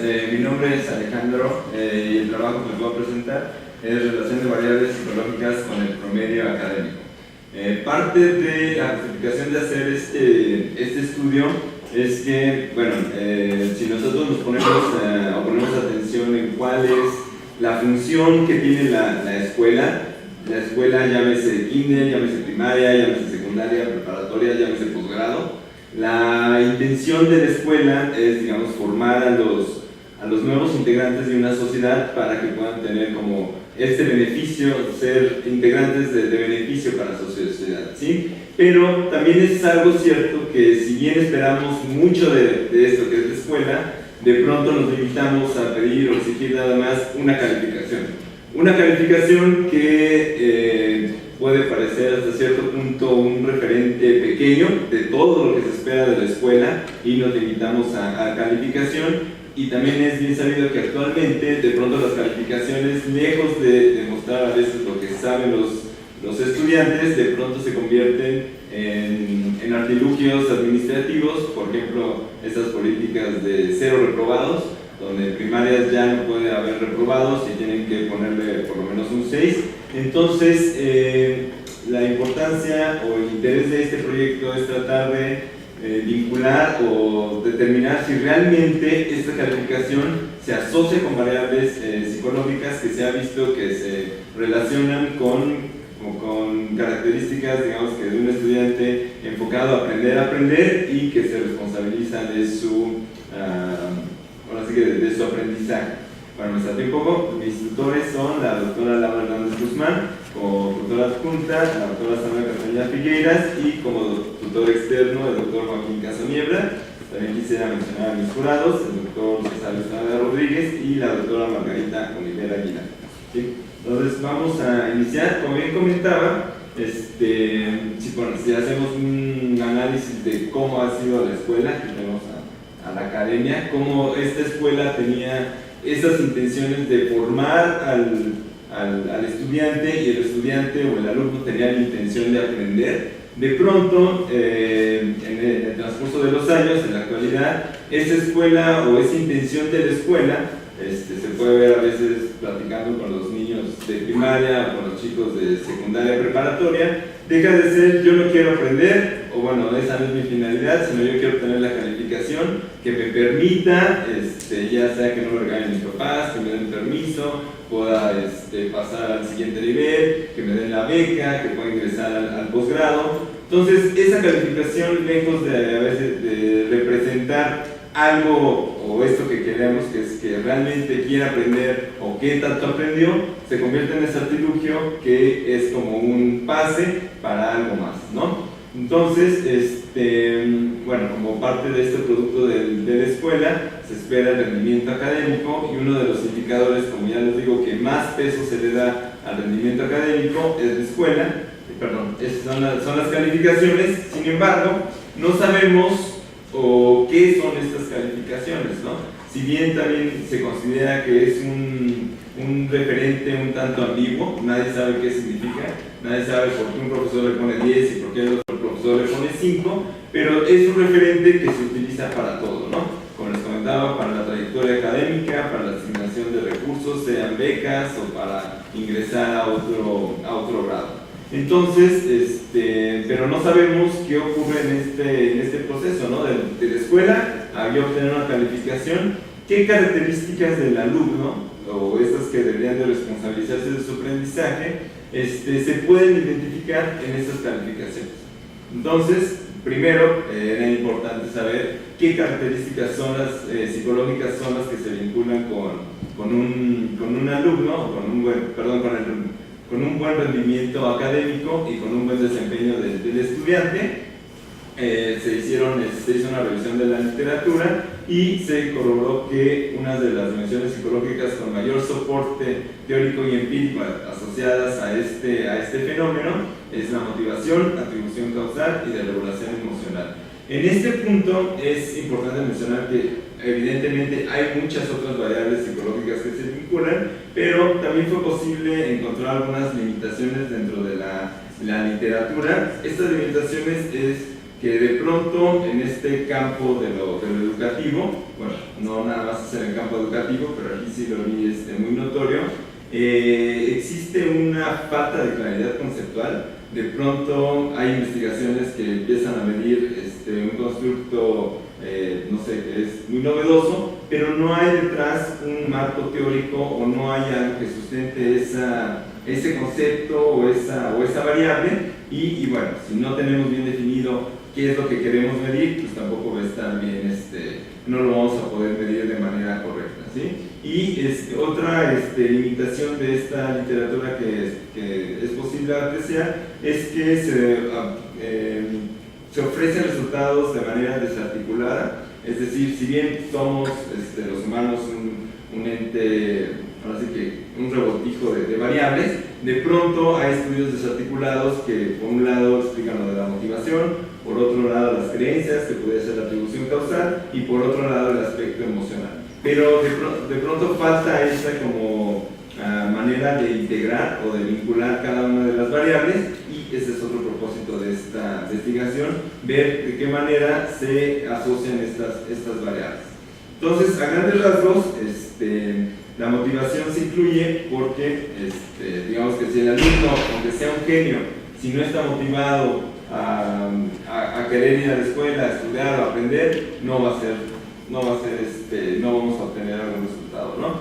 Por otro lado, la atribución causal, nos vamos a referir a las creencias de qué considera el alumno que significan estas calificaciones, para él qué representan, o sea, lejos de para que no me regañen mis papás, para que me den permiso ir a la escuela, qué representan esas calificaciones o cómo se obtienen esas calificaciones para él. Y finalmente, en el aspecto de regulación emocional, aquí tiene un pequeño asterístico, que si bien no se toma toda la literatura respecto de este factor, bueno, de esta variable que es la regulación emocional, sí sobre una dimensión que es este aspecto emocional, ¿no? Independientemente de los resultados que obtenga el chico, viene acompañado de una reacción emocional que, dependiendo de cómo pueda manejar esta respuesta, puede afectar o beneficiar a su rendimiento académico. Ahora bien, en cuanto a la motivación, como les decía, si el chico no quiere o el estudiante no quiere aprender, no vamos a tener algún resultado. Para esta variable se ha considerado la variable de la motivación basada en la teoría de la orientación a meta, en donde básicamente se pueden hacer como la diferencia entre dos aspectos, ¿no? Cuando el estudiante está motivado a aprender, o cuando el estudiante está motivado como este aspecto de competencia, de mostrar que sabe, independientemente de que no sepa o sí, sino para obtener ese beneficio, ¿no? O ese beneficio o evitar ese castigo.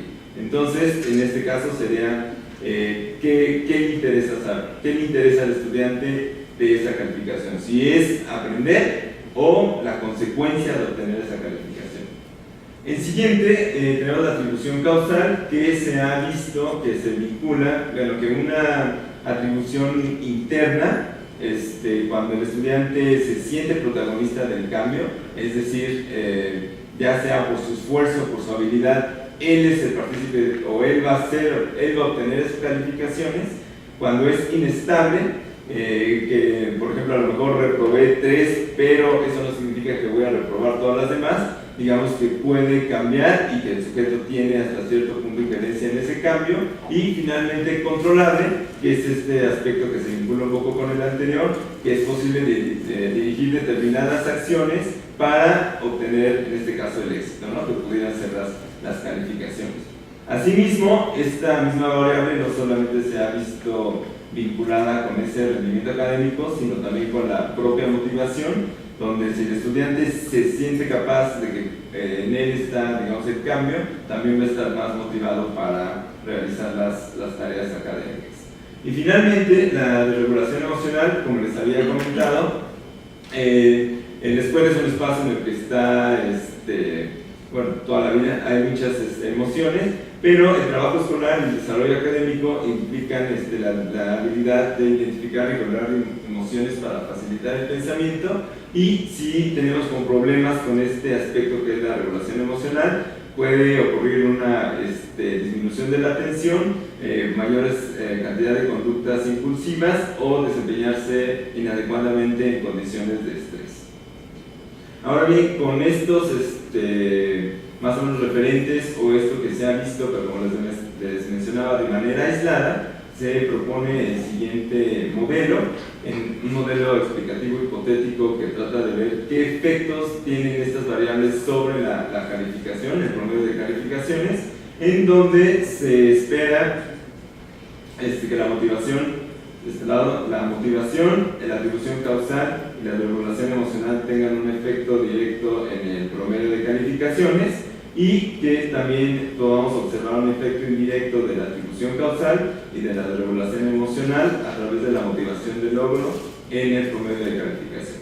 ¿Sí? Entonces, para ello, bueno, la definición de las variables es importante. La motivación, como les comentaba, estamos considerando que de acuerdo a la teoría de la orientación de meta, los alumnos pueden querer dirigir sus conductas ya sea por el dominio, por esta maestría de aprender, o por la competencia, que de alguna manera es para demostrar que saben y obtener esa recompensa de que demostraron que saben. Por otro lado, la atribución causal se refiere a las causas por las cuales los estudiantes asumen que adquieren sus calificaciones. En este caso se consideran el esfuerzo, la habilidad, la suerte y el profesor. Y bueno, por otro lado, la desregulación emocional se considera una deficiencia en la habilidad para modular las emociones, por lo que estas tienden a salirse de control. ¿Sí? Entonces todos tenemos emociones, pero a algunos nos cuestan un poco más de trabajo controlarlas o manejarlas. Y finalmente, el promedio académico es ahora sí que lo que vamos a ver en qué tanto impacto tienen estas variables sobre esta otra, es la media de calificaciones del ciclo anterior referido por el estudiante. Los instrumentos que se emplearon fueron la encuesta de patrones adaptativos para el aprendizaje, la escala de estilos atributivos y la escala de regulación emocional. Todos estos son autoinformes con reactivos tipo Likert de 5 opciones de respuesta. Acá abajo podemos ver las características psicométricas. Todos presentan un alfa de Cronbach adecuada, y los índices de ajuste del modelo factorial confirmatorio. Si podemos ver aquí, el IT está un poco bajo, lo aceptable es 0.95, pero en la literatura dice que cuando hablamos de un modelo confirmatorio es posible darle un poco más peso a los índices absolutos, en este caso el MCA y el SMR, y bueno, estos presentan índices adecuados que tienen que ser menos de 0.06. Los participantes fueron 599, pero se tuvieron que eliminar 47 porque había datos perdidos o patrones de respuesta anómalos.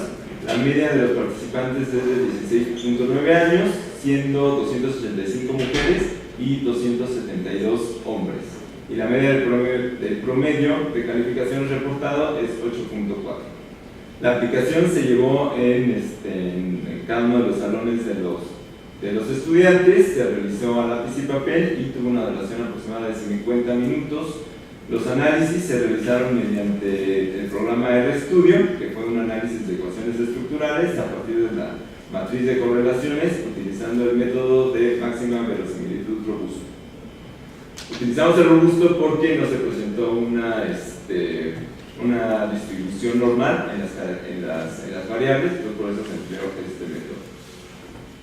Los resultados, aquí tenemos el modelo, ya con las cargas, bueno, aquí con las cargas factoriales, acá podemos ver las regresiones. Sin embargo, vemos que no hay un efecto directo en ninguna de las variables. Sí se presenta un efecto de la regulación de atribución causal con la motivación, pero no hay algo que se vincule con esta parte del promedio, ¿no?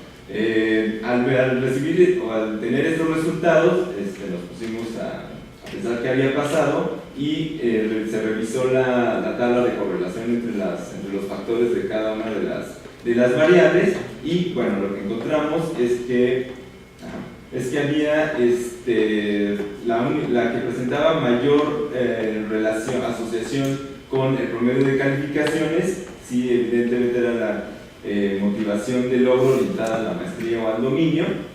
Y también otra cosa interesante que vimos es que había una fuerte asociación entre la atribución causal al esfuerzo y la atribución causal a la habilidad, y por otro lado había una asociación importante entre la atribución causal a la suerte y la atribución causal al profesor.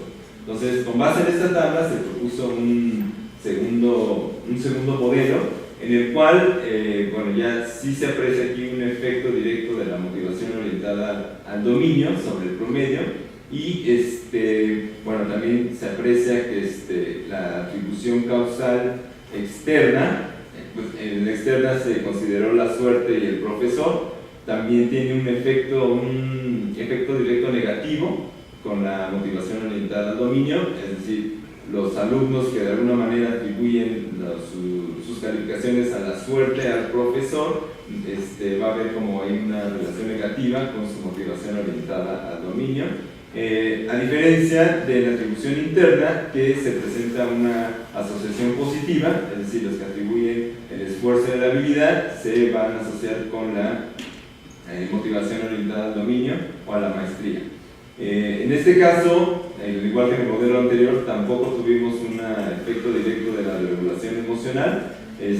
Consideramos que esta falta de asociación fue porque los niveles presentados de regulación emocional fueron muy bajos, es decir, no se presentó como digamos que niveles clínicos. Entonces creemos que por esto no fue significativo, digamos, como se mantenía muy bajito, no se presentaron estas relaciones. Ahora, bueno, finalmente, en las conclusiones explico un poquito esta parte de los modelos. Lo que faltaría es explorar si, bueno, ya que vimos que no existe esta relación, trataríamos de ver si existe una relación con perfiles latentes, que sería tratando de vincular o crear un perfil a partir de las tres variables para ver si los diferentes perfiles sí tienen un efecto directo, o es más evidente este efecto directo sobre el promedio de calificaciones. Y otra cosa que vamos a hacer es ver si por grupos, porque también en la literatura dice que no es lo mismo un alumno de 10, bueno, las creencias o la motivación o pues pudiera ser la regulación emocional que tiene un alumno de 10 a un alumno de 8 a un alumno de 5, ¿no? Entonces sería interesante ver de qué manera por grupos sí se ofrecen distintos modelos. Bueno, entonces eso sería todo. Gracias. Gracias, Alejandro. Bien, pues ahora en los 20 minutos que nos quedan, está abierta la mesa para que hagan preguntas y comentarios. A manera de síntesis, pues ustedes pueden ver que cada uno de los temas que nos propusieron los compañeros que nos presentaron, pues son muy interesantes y tienen que ver con distintos ámbitos escolares. Entonces creo que pueden haber muchas preguntas. Está abierto, pues. Ándale, Arturo, ya te están diciendo.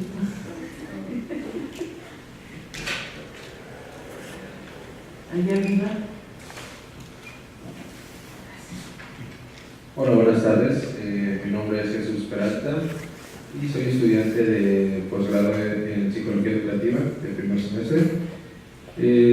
Las preguntas son particularmente para el profesor José Manuel Sánchez Oro.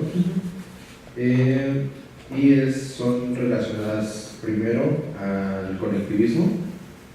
Tengo entendido, he leído un poco sobre este enfoque y una de las principales críticas que se hace es justamente que no es ostensible como teoría. ¿Cómo tú afrontas esta cuestión de las críticas que se le hacen, sobre todo porque no es considerada una teoría del aprendizaje en relación a que no explica cómo se adquiere el aprendizaje, sino más bien qué es lo que se aprende? Y la otra cuestión es sobre, ya propiamente sobre dentro del conectivismo. Tengo entendido que lo que se hace es enfatizar la cuestión social en la construcción de conocimiento, y relacionado con ello mencionaste tú el enfoque o la teoría de cognición distribuida de Will Hutchins como una alternativa teórica para poder analizar los escenarios no virtuales, perdón. Sin embargo, considero que está mutilada la concepción de Hutchins, en el sentido de que, al menos lo que te alcancé a escuchar, haces alusión del uso de la herramienta como una extensión de la cognición humana, pero tengo entendido que también Hutchins habla sobre el papel de la forma en la que se distribuye la cognición, no solamente en las herramientas, sino en los grupos sociales y a través del tiempo. Entonces, en ese sentido, como no vi muy presente esta cuestión, ¿no? La interacción social y el transcurrir del tiempo dentro del enfoque que manejas. Eso sería las preguntas para el profesor José Manuel.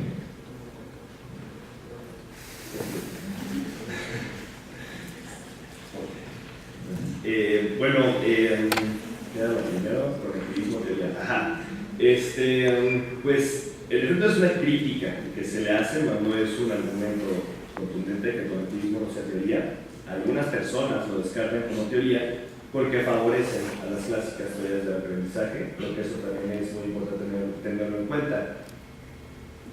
Son enfoques novedosos, y entonces las personas que siguen las teorías de siempre, por así decirlo, pues saltan un poco, ¿no? Cuando se habla de un enfoque distinto.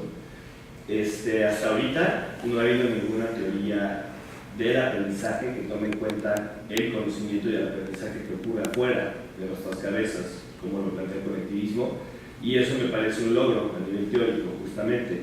El conectivismo se considera una teoría post-constructivista porque, justamente contrario a lo que mencionas, no pone en el centro el componente social del aprendizaje, sino el individuo, y el individuo generando conexiones, no necesariamente con seres humanos, lo cual es muy interesante.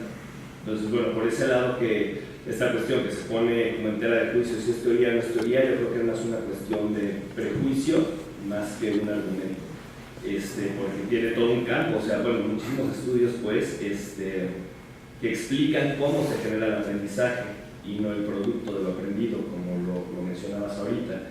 De hecho, el conectivismo, en este proceso de poner al aprendizaje como un proceso que implica la generación de redes, han hecho varios estudios y artículos, etcétera, sobre cómo se da ese proceso justamente de generación de redes, e incluso hasta a nivel neuronal. Por allí Stephen Downes ha estudiado incluso a nivel neuronal qué ocurre en nuestros cerebros al momento en el que estamos generando estas redes. Entonces, eso creo que no es como un argumento, para mí es como una crítica, nada más, ¿no?, que se hace.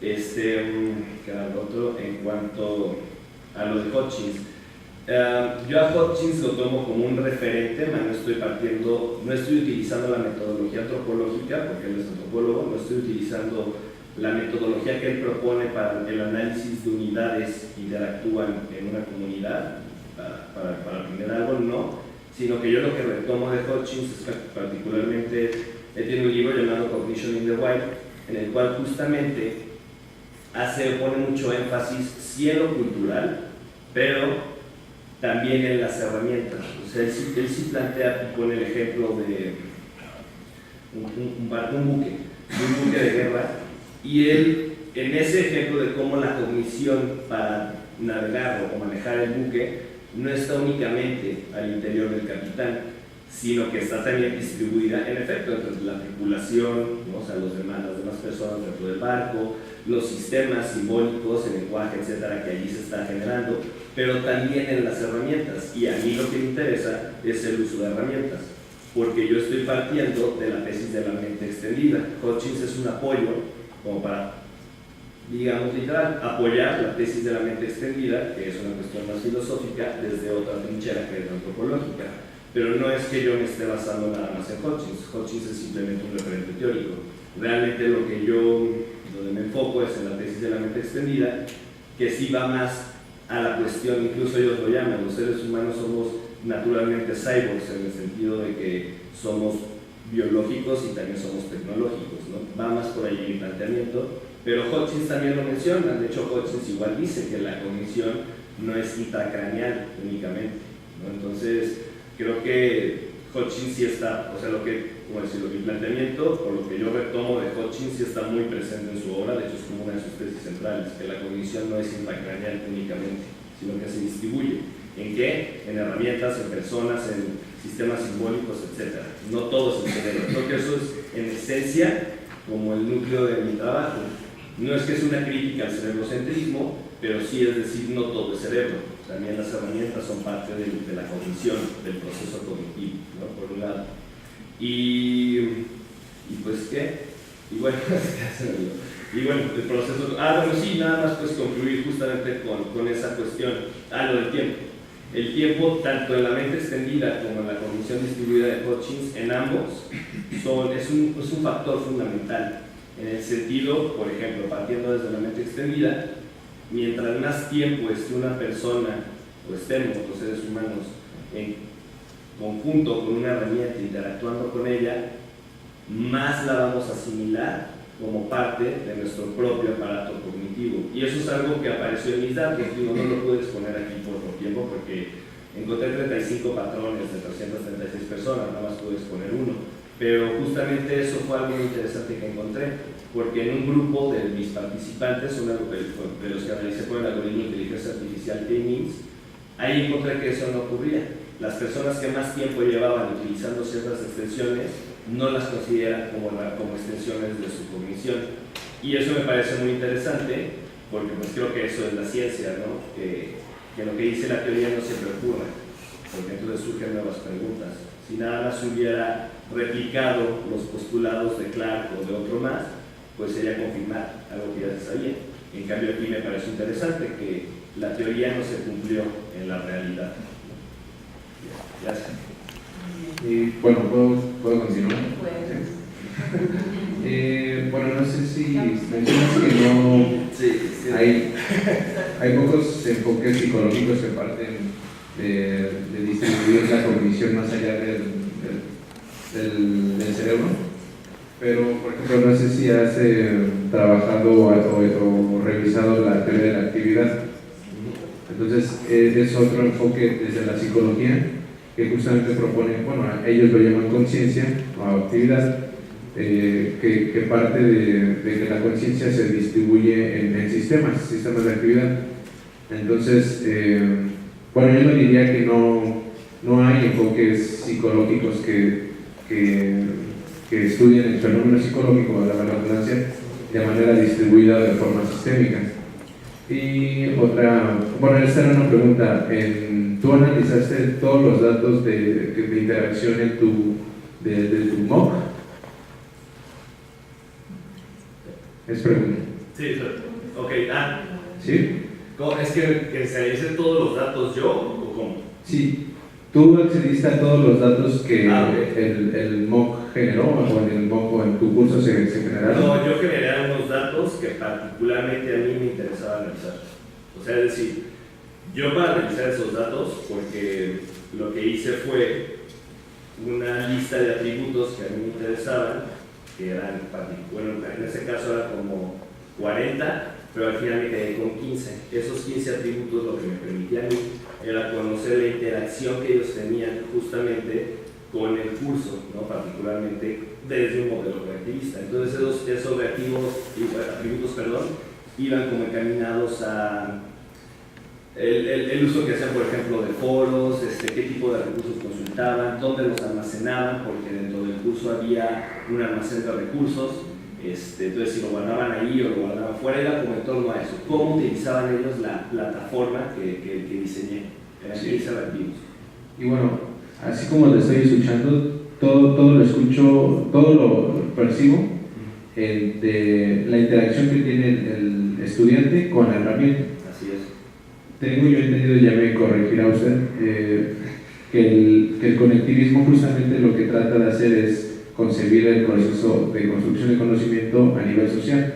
¿Dónde está bueno, si es así, dónde está la dimensión social? Sí. Yo pensaba también, por ejemplo, algo muy rico que veo en el análisis de MOX, es el uso de algo que llaman analítica visual, y una de las dimensiones que se analiza justamente es la interacción social a través del análisis de redes sociales. Sí, también hice eso, pero justo y lo mencioné muy brevemente. Encontré que ese aspecto, es decir, el aspecto social no es relevante para el aprendizaje desde un diseño conectivista. Ahí lo que el conectivismo no busca eso, como lo mencionaba, es un modelo post-constructivista. El constructivismo sí pone énfasis justamente en la parte social del aprendizaje, el conectivismo no. El conectivismo se centra en el individuo generando redes, generando conexiones. Aquí lo que nos interesa es analizar el individuo como él conecta. Puede conectar con personas, pero también puedes conectar con un PDF, no necesariamente con un ser humano. Entonces la parte social va implícita, pero no es el eje central del conectivismo, porque es una teoría justamente post-constructivista. Ya no se centra en el aprendizaje social, ese es su paso adelante, por así decirlo. Lo de la teoría de la actividad, en efecto, justamente la teoría de la actividad se sigue centrando mucho en el aspecto social. Una de las bases es eso, ¿no? La interacción social, la teoría de la actividad. En cambio, a mí lo que me llama la atención de las posturas, y eso sí no hay una postura psicológica por allí Vygotsky que tiene que ver justamente con estas cuestiones. Vygotsky sí hablaba del uso de herramientas, pero a mí lo que me interesa es cómo las herramientas de alguna manera modifican la cognición.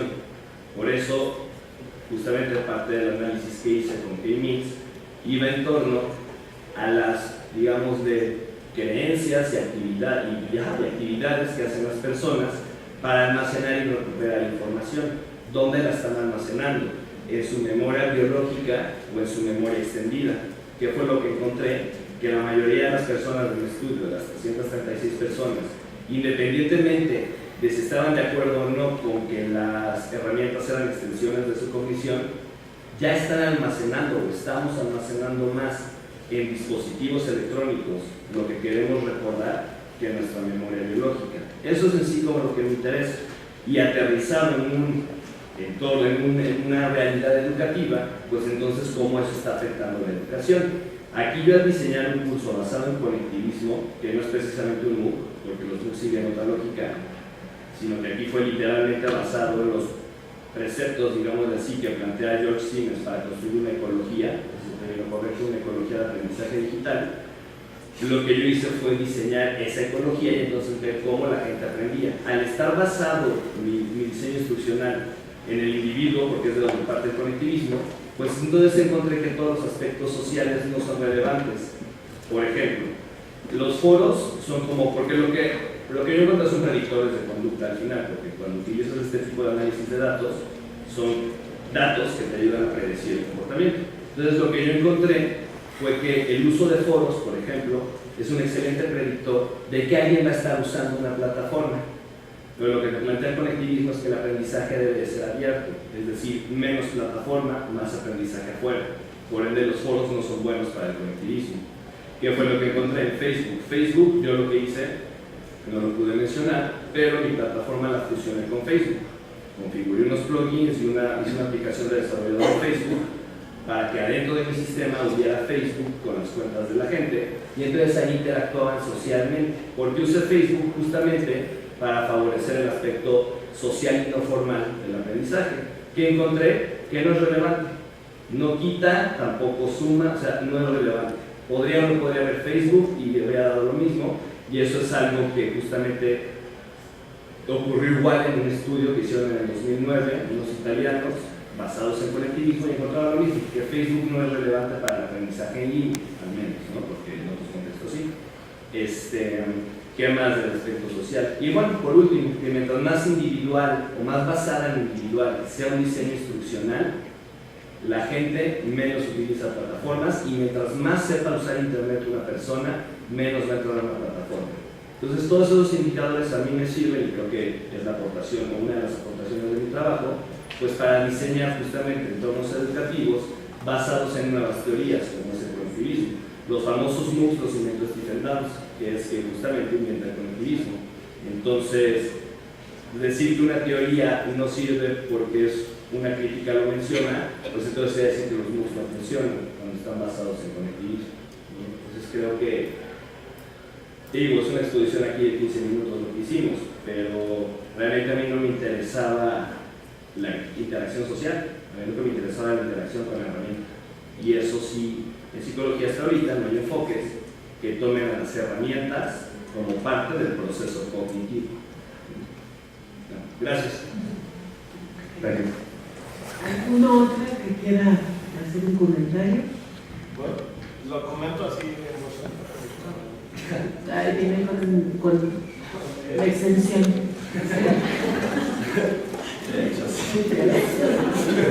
Se aprende, ¿no? Para eso son estos foros. Todos aprendemos. Esta pregunta es para Kenny y Lucy, porque me llama el enfoque que utilizaron y la herramienta de observación participante. Y la otra vez estaba comentando con mi tutora sobre eso, ¿no? Estábamos comentando sobre un dilema ético que se puede dar cuando la utilizarías. Ustedes comentan que le pidieron permiso al profesor, ¿no? Para realizar la observación participante. Pero los alumnos estaban al tanto de que ustedes los estaban observando. O sea, ustedes le comentaron desde un inicio eso. Bueno, hay todo un aspecto ético detrás de este trabajo, que como decían, en 10, 15 minutos no presentamos todos. Hay un consentimiento informado que ellos firman. En el caso de los estudiantes que son menores de edad, las y los estudiantes se le envió a los papás el consentimiento informado, se habla de los beneficios que puede traer el participar en la investigación, que no tiene implicaciones en lo académico, y quien no quisiera, o sea, se hizo un registro visual también. Les digo, hay muchas cosas que no están puestas aquí, ¿no? Se hizo un registro visual también, porque al tomar fotos salen chicos y chicas, ¿no? Entonces, quien no estaba de acuerdo con ser fotografiado, no fue fotografiado, ¿no? Entonces, hay todo un trabajo que tiene que ver con aspectos éticos detrás. Sí. Yo desde el primer día que llegué me presenté, soy Kenia Porras, estoy haciendo una investigación de doctorado, la investigación se trata de esto, mi idea es estar en el aula, si alguien no está de acuerdo pues puede no estar. Digo, ahí uno se puede decir, si el profesor ha dicho que sí, pues ya se hace, no. Si los estudiantes no quieren, por ejemplo, las entrevistas fueron voluntarias, parte de hacer la observación participante es, cuando trabajamos en la investigación cualitativa tenemos una visión de construcción de conocimiento sujeto-sujeto, no vamos a observar objetos, el objeto de conocimiento es un sujeto, entonces es un sujeto que tiene diferentes características, que está en un contexto y que ese contexto tiene una normatividad también. Entonces, por supuesto que ahí mucha gente que hace investigación solo dice voy, observo y se acabó, ¿no? Pero no es así de simple, ¿no? Entonces, hubo todo un proceso de trabajo, de elaboración de los consentimientos, de revisión de los consentimientos para que tuviera los elementos necesarios. Incluso en los consentimientos que yo entregué está mi teléfono, mi correo electrónico y todo. Si los papás necesitaban comunicarse conmigo para saber sobre la investigación, lo podían hacer. Sí, no sé si tú quieres agregar algo, Lucero, pero sí, por supuesto que habrá que ver qué es lo que se está pensando sobre la observación participante, ¿no? Que solo es ir y ponerse y estar ahí viendo sin que nadie lo note. Bueno, creo que sí me resalto entre el CCH, ¿no? el maestro, entonces como que no puede pasarnos incógnito tampoco, ¿no? Y luego, ajá, sí, ¿no? Como que sí se daban cuenta que no era yo estudiante, muy atrasada que estuviera estudios. Vale, gracias. Bueno, tenemos muy poquitos minutos, pero si alguien tiene otro comentario para sus compañeros, bienvenido. Por allá.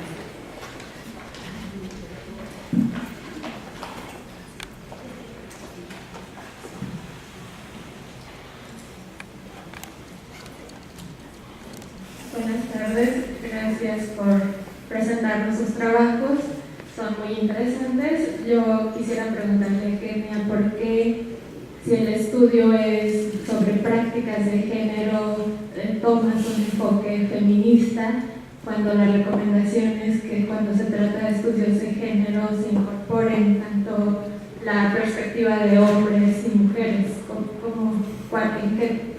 ¿Qué te hace decidir esta postura? Sí, esta postura tiene que ver con retomar justamente esta dimensión política de la presencia de las estudiantes en la escuela. Mucha de la crítica que se hace a los estudios de género es que se queda solamente como en esta parte de análisis sobre el asunto del poder, pero se deja a veces de lado la dimensión de lo político, que desde los estudios feministas siempre ha tenido mucha fuerza.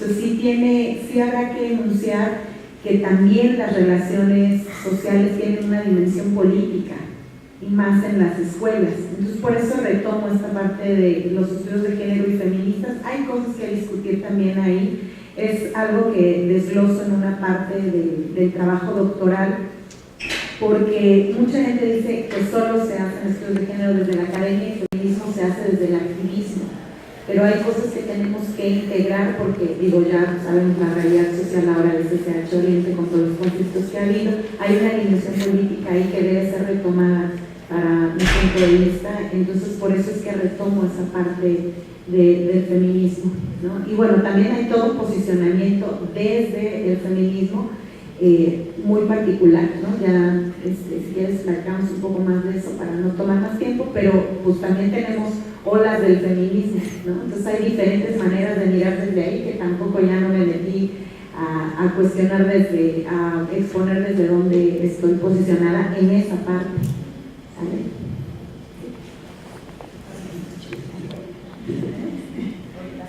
Bueno, pues yo creo que tanto José Manuel como Nube, como Kenia, como con los lentes, Fanny y Alejandro merecen un aplauso porque llegar a este servicio de es muy importante, y pues felicitarlos porque ya están un pasito más cerca de terminar sus estudios doctorales, e invitar a todos a que sigan en el Congreso. Y pues es un aprendizaje para todos escuchar cómo este doctorado en psicología se pueden estudiar variados temas y con variada metodología, y cada uno aporta al desarrollo científico de nuestra disciplina. Pues gracias también a todos ustedes.